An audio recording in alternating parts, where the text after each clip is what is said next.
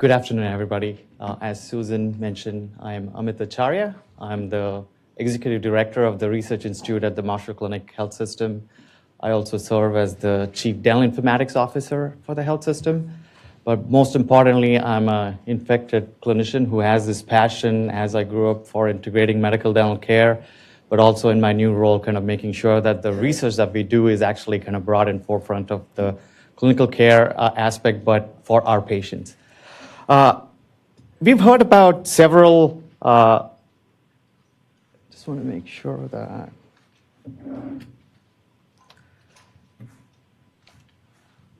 how do I advance here? Green button, okay, perfect. So, as we've heard about several different types of, pathways to integration, I'm going to mostly focus a little bit on what the Marshfield Clinic Health System has done in maybe a functional or a virtual integration, if you may want to call, within the two specialties.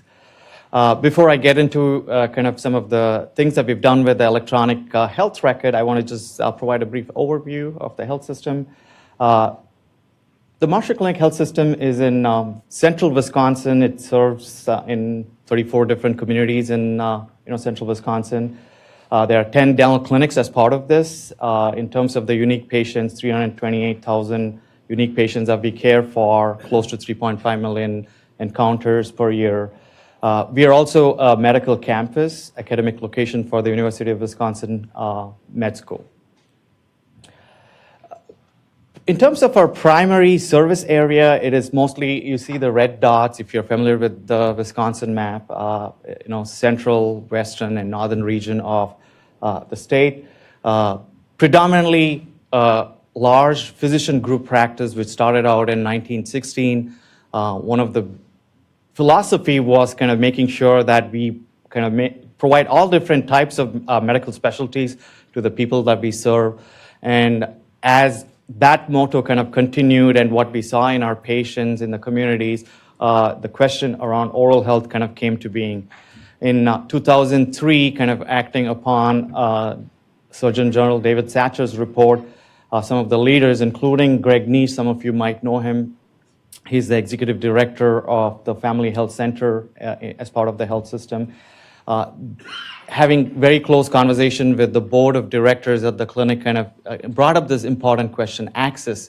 We have a lot of physicians who are providing care in many different specialties, but when it came to the focus on the mouth, we did not know where to kind of, refer them to. We, as physicians, were not necessarily trained to provide that aspect. So that was when kind of the health system made a decision, a group of 600 plus physicians said that we will provide access to oral health.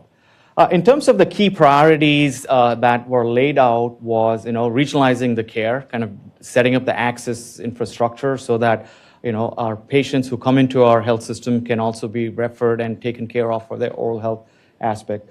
Medical dental collaboration, very clearly being a large, physician and medical group practice, we wanted to make sure that there was a closer collaboration between both of the profession.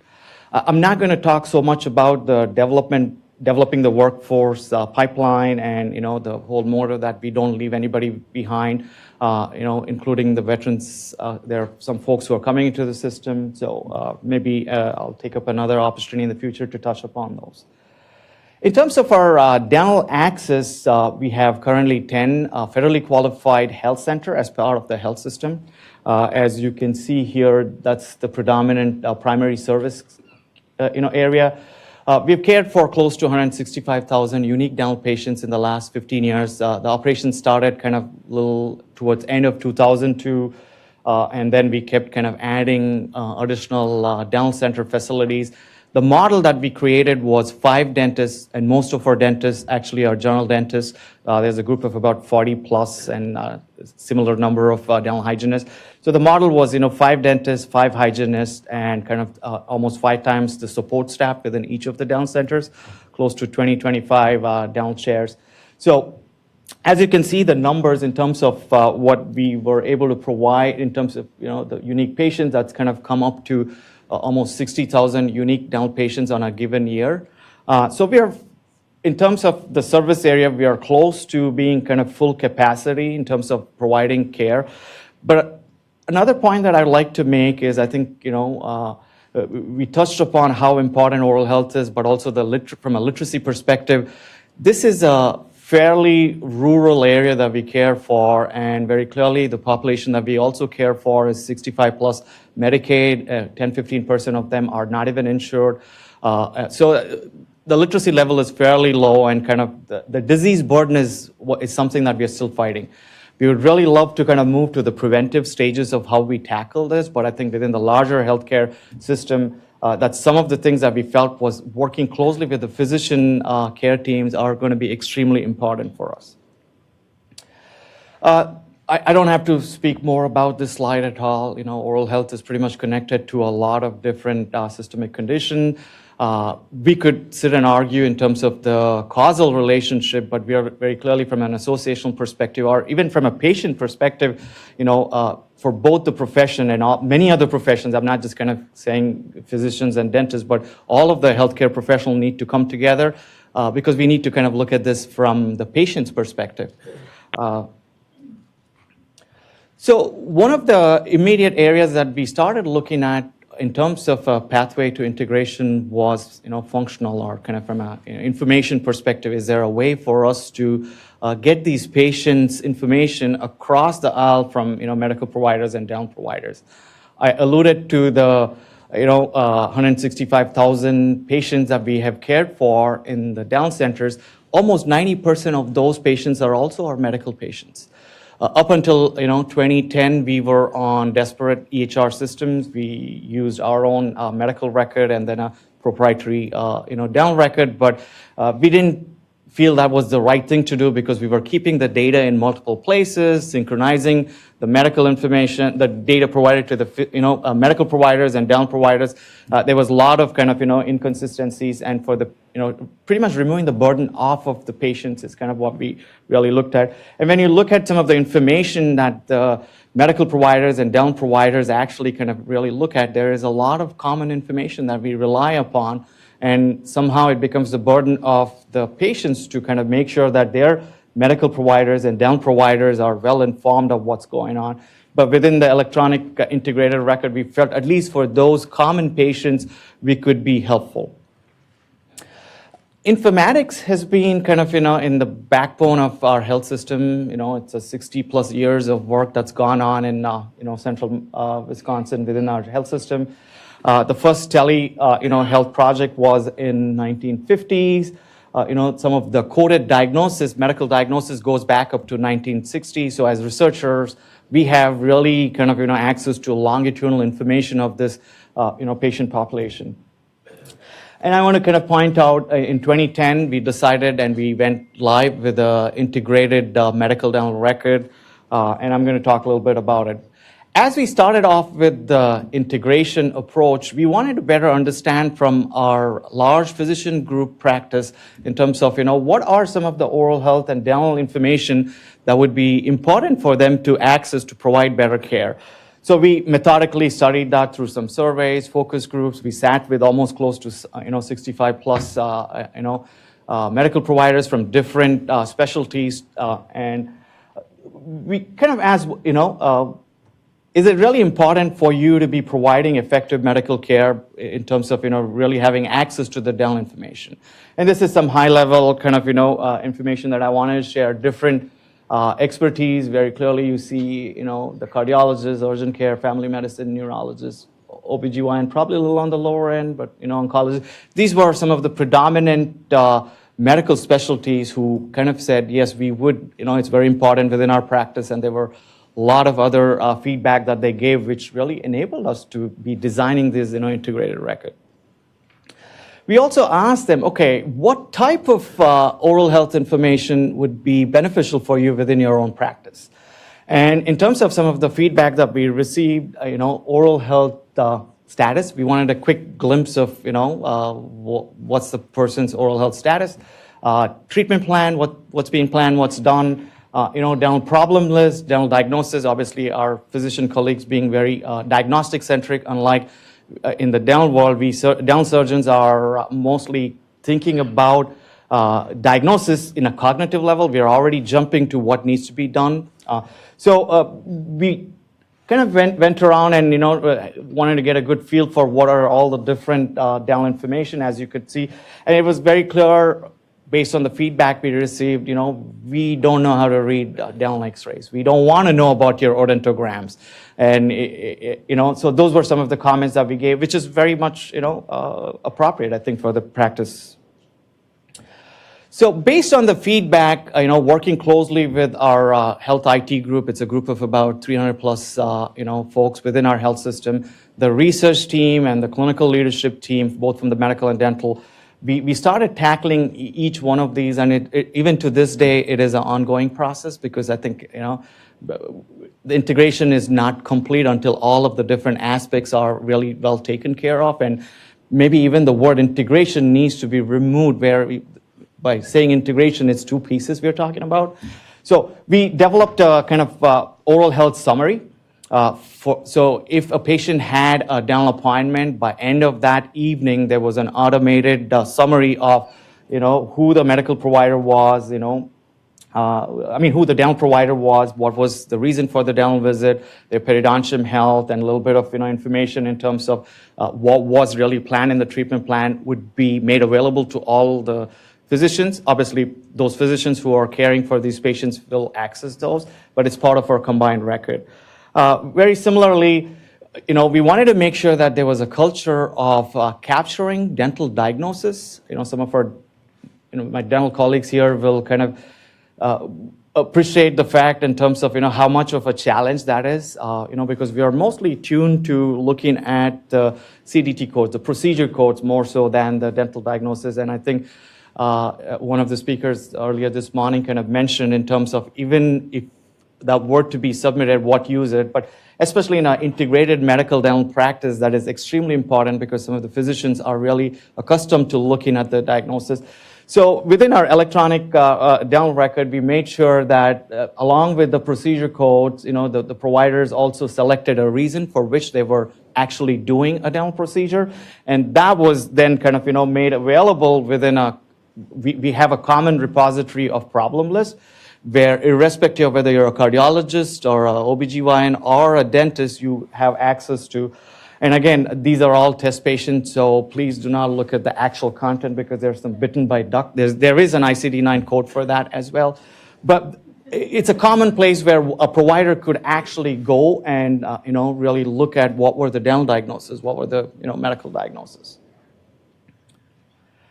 Very similarly, once that diagnosis was made, within our patient, educational mechanism, clicking upon one of the info button lands you to the patient education materials. But in this circumstance, some of the feedback that I've received from close physician colleagues is this actually also helps us, when we are trying to kind of address what dental problem that the patient might have and how is it connected to the medical or the systemic condition that they are dealing with. Just with a few clicks of the button, you can either print it, you could actually kind of send it to the electronic patient portal and use it for different mechanisms for educating the patients. Very similarly, the prescribing is centralized. There's an application where we do e-prescribing, whether you're a physician or a dentist. That takes care of keeping all of the medications that our patients are taking in one place. Obviously, there are smaller sections where some of our dental patients may not be our medical patients. We still have to kind of make sure that information is reconciled and kind of put into the record. I apologize for the small font, but I'm sure I can kind of get into the details. But the idea that I wanted to share here was appointment was another area where you see here, if I can go back. Or that was the area I can kind of point out here. This is the dental record where we developed based on open source platform and tied it to the electronic medical record. Our dentists have access to the same information that the physicians are seeing, active medications, allergies, problem list, and obviously some of these are very dental specific. Kind of looking, this is the view of the same information from a physician's dashboard. as you can see, some of the information here are fairly similar. And this is the appointment area, which I alluded to earlier, where the physician practice actually can look at if there were any upcoming or prior dental appointments, try to even make it easier for the patients to kind of, really schedule them on the same days. So there's a lot of other functionalities that were built in. After visit summaries, I had the opportunity to work with some of the leaders here. That's another thing that we do as part of a health literacy aspect. The patients actually also receive an after visit summary for their dental encounter that's made available in the electronic patient portal.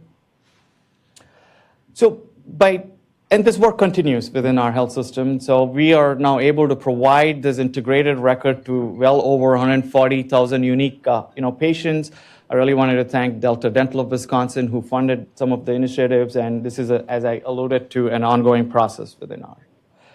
I just want to, in the next few minutes, just talk about, in terms of implementation of that integrated record, how are we trying to kind of, change the practice? How are we making use of the information? And I'm going to take the example of diabetes, managing patients with diabetes and their oral health. Clearly, we have kind of moved to the next stage of some of the health informatics and health IT solutions, developing clinical decision supports. So what you see here is actually, specific reminders to the physicians. This is a diabetes, prevention reminders. It says oral examination, very similar to annual foot exam and eye exam. Now, we piloted with some of our primary care centers where they get this alert. It's also in a couple of different places here. It's a reminder as part of the meaningful use. Now they kind of click on that button and, they collect some of this information. It's a visual oral examination that the primary care team does. Some centers, it could be the MDs, DOs themselves, or in some others, it could be their MAs, but it's a care team approach. We don't necessarily say who needs to do it, but as part of that team, they take care of it for the patients. And here are different information that they collect, and they kind of decide to refer or not based on what's required.